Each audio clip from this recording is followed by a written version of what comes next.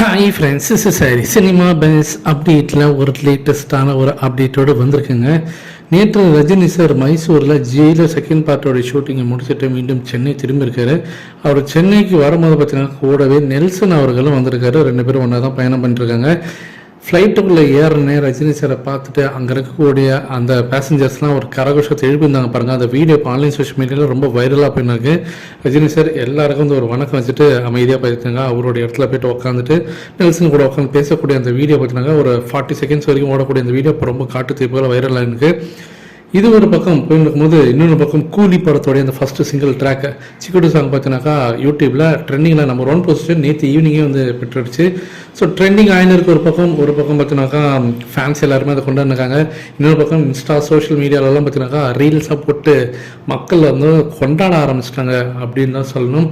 இது எல்லாத்துக்கும் மேலே சரிப்பா ப்ரொமோஷனும் ஸ்டார்ட் பண்ணிட்டாங்க, திருப்திகராக இருக்குது. ஸோ ஃபஸ்ட்டு சிங்கிள் ட்ராக்கு நமக்கு ரொம்ப ஹாப்பி. அடுத்தது ஒன்றுனா எப்போ வரப்போகுது, ஆடியோ லான்ச்லாம் எப்போ நடக்க போகுது அப்படின்னு சொல்லிட்டு எல்லாருமே கேட்க ஆரம்பிச்சிங்க. நம்ம சைடில் விசாரிக்கும் போது இந்த ஆடியோ லான்ச்சை பற்றி ஒரு முக்கியமான தகவல் வந்திருக்கு.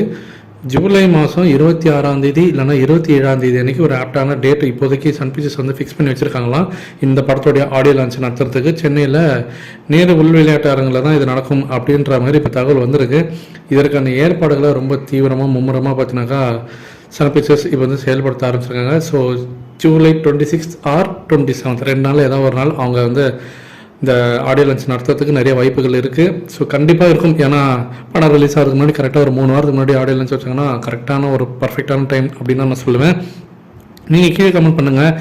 அடுத்தது என்ன சிங்கிள் ட்ராக் என்னெல்லாம் வரப்போகுது அப்படின்னு சொல்லிட்டு நம்ம எல்லாருமே எதிர்பார்த்துருக்கோம். எனக்கு தெரிஞ்சு கூலி பவர் ஹவுஸ் பாடல் தான் எனக்கு தெரிஞ்ச அடுத்த சிங்கிள் ட்ராக்காக வரதுக்கு நிறைய வாய்ப்புகள் இருக்குது. உங்களுடைய எதிர்பார்ப்பு என்னன்றது கீழே சொல்லுங்கள் ஃப்ரெண்ட்ஸ்.